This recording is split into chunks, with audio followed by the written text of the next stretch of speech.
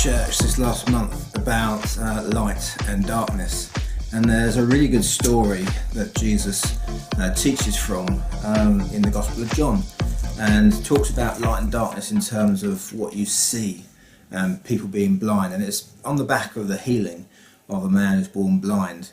So we're going to just look at chapter 9 in John, verse 35 to 41, when Jesus kind of brings a bit of teaching in about what he really means by this light and darkness. And he says something really kind of controversial at first glance. Let's read it. Verse 35, Jesus heard that they had thrown him out, and when he found him, he said, "Do you believe in the Son of Man?" "Who is he, sir?" the man asked. "Tell me so that I may believe in him." Jesus said, "You have now seen him. In fact, he is the one speaking with you." Then the man said, "Lord, I believe," and he worshipped him. Jesus said, and this is the controversial bit, it doesn't sound right at first, "For judgment I have come into this world, so that the blind will see, and those who see will become blind." A lot of issues in there, we'll come back to that. Some Pharisees who were with him heard him say this and asked, "What, are we blind too?" Jesus said, "If you were blind, you would not be guilty of sin. But now that you claim you can see, your guilt remains."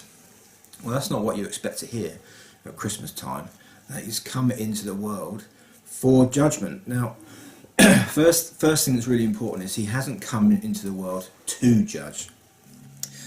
It's the word "for" we're looking at. And the Bible talks about a good judgment and a bad judgment. The bad type of judgment is the one which you and I deal with all day, every day in society, and that society has really picked up on in the last 20 years or so, that no one wants to be judged for anything they do. And this really comes out of Jesus' teaching in Matthew chapter 7, where he says, if you judge others, you'll be judged the same.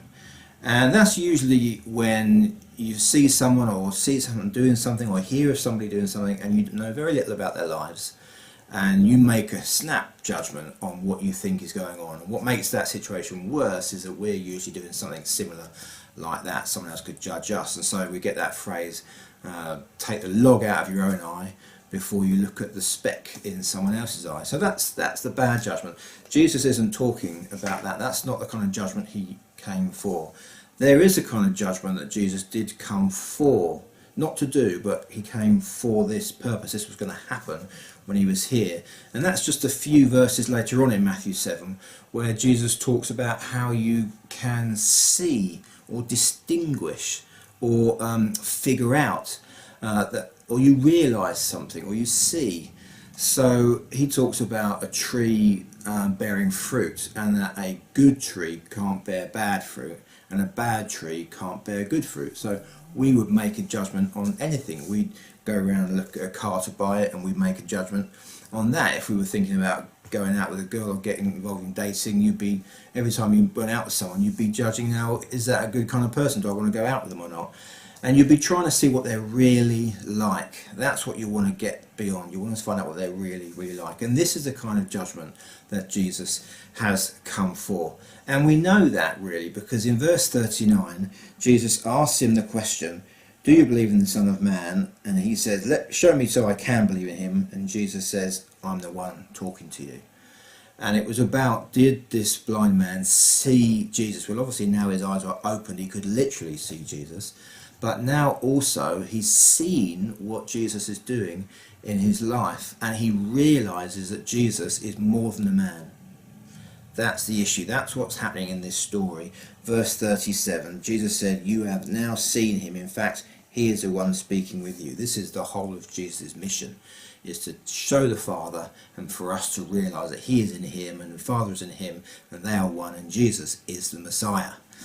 So that's really the kind of judgment he's talking about. Now there's a particular way in which he achieves this, and I'm just putting this picture up so you can see it, but I took my family to a light festival in London back in January, and got famous artists all around the world who project these images of light onto some of London's skylines, parts of famous buildings. So this picture is Westminster Abbey, the side doors to it, and now when I put this picture with the light onto it, you can really see it lit up. And I remember standing in the crowd thinking, wow, this is incredible. How did they do this? And then the second question that went through my mind was, who's they? Who did it? And that's what's going on in this passage. When the eyes of the blind man are opened, people say, wow, how did that happen? That's incredible. And then they say, who is that? Well, the reason it was done was by God's grace and mercy, and the who was Jesus, the Messiah. He wanted them to see that. And so it's pretty impressive to see these pieces of art around London and to really take in that message. And what really kind of brings this home is the way that God does this. So can you imagine if this light festival was on during the day? You wouldn't see the buildings lit up as much because the light cancels out the light. But when Jesus shines light into darkness, you really see the light shining brightly. And the same as this London festival, you hold it at night and you can really see all the edges sharply, and the vibrancy of the colours are offset against each other. Even subtle changes you can see which you just wouldn't see during the day.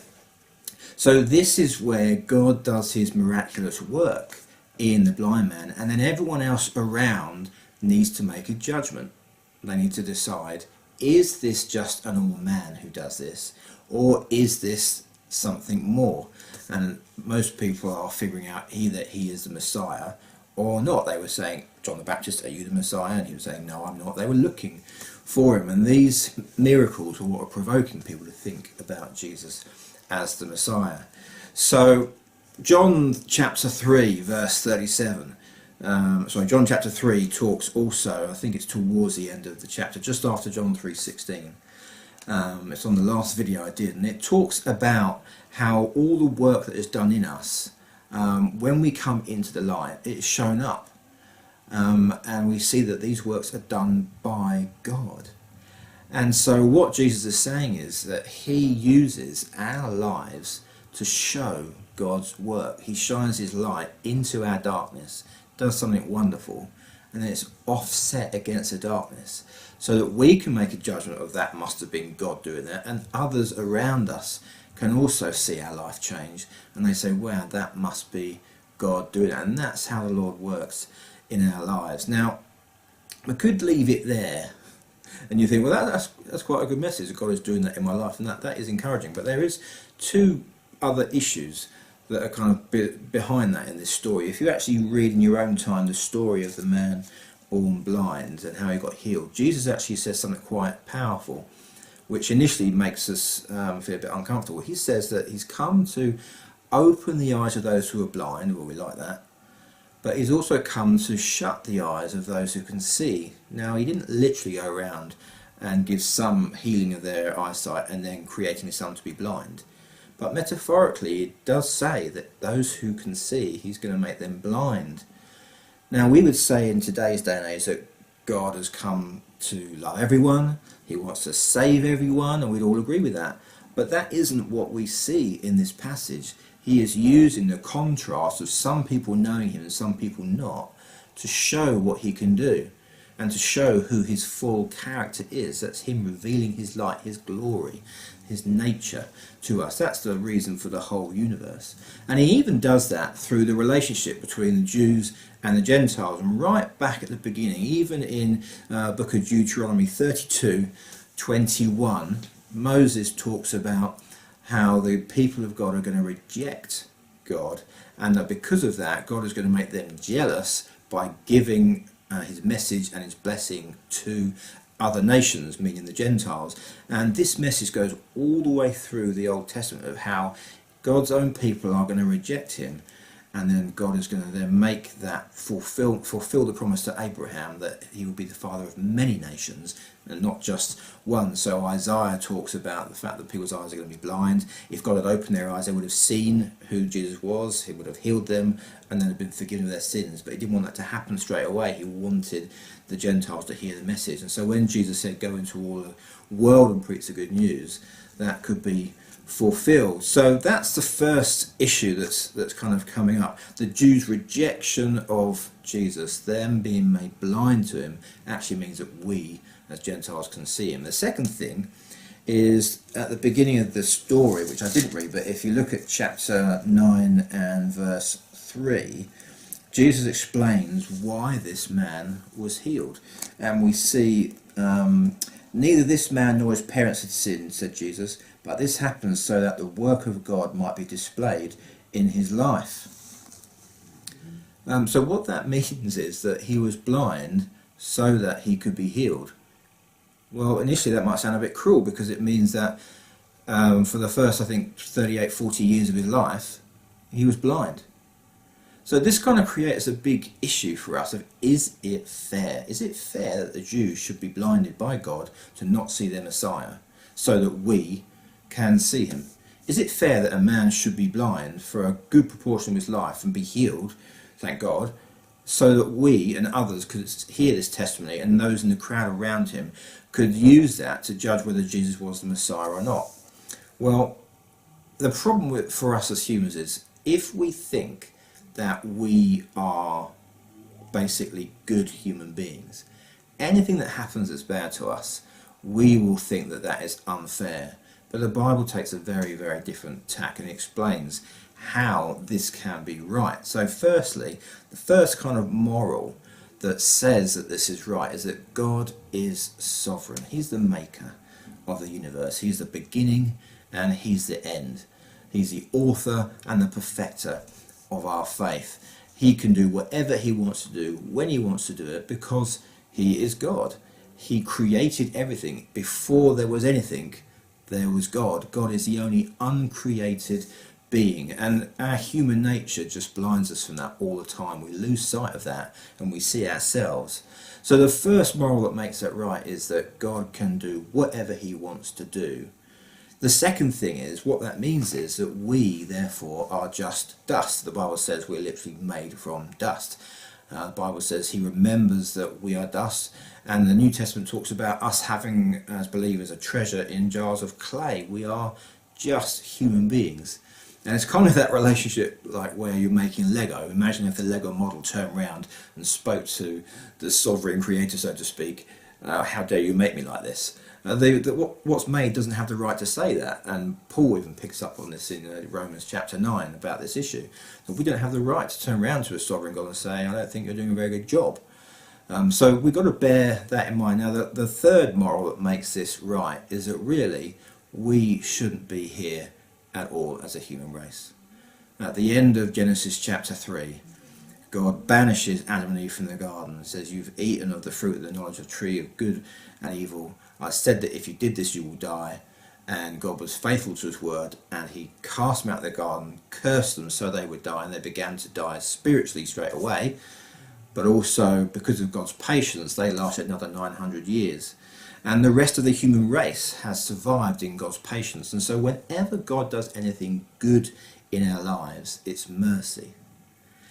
Whenever anything bad happens to us in our lives, it's justice. We oughtn't even be alive. The fact that I have breath in my body means that God is gracious. The fact that I can see you and you can see me through this camera is God's mercy. And that's what was going on here. The man was blind from birth, but God mercifully healed him, and he did that for his own purpose, to show God's character. Now I've got another picture here which you can see. This is the front of Westminster Abbey, and now this one shows how it's completely lit up. Really fantastic. Now the artist that did this is a guy called Patrice Warrener, and the first picture I showed you at the start of this video is called Light of the Spirit, and he's done 80 of these around the world. And it's fantastic because when you see it, your impulse is, wow, who did that? How did they do that? Very, very technical. If you think through how they were able to project this light so accurate to draw out all the figurines and all the images, it's absolutely fantastic. But what this really says to us is it encourages us that this is how God works in our lives. You and I, we are God's canvas. He is showing through our lives how he works and who he is, so others around us can see us. Now, if God is ultimately good, what that means is we get an incredible spin-off in our lives. because God is good and he's doing mercifully good things to us. And so whatever we are going through in our lives, whether we're struggling with forgiveness, God can show others how he can bring us through unforgiveness into forgiveness.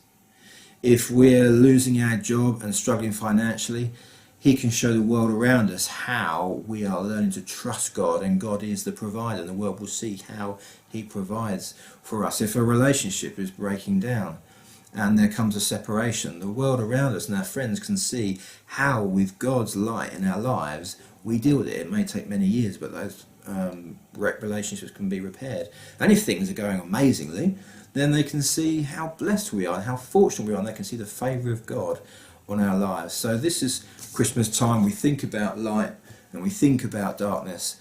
We think about those buildings that are lit up, and in the darkness of our lives, God uses that to bring in his light so people can see and make that judgment that Jesus is the Messiah. He is the way to know God.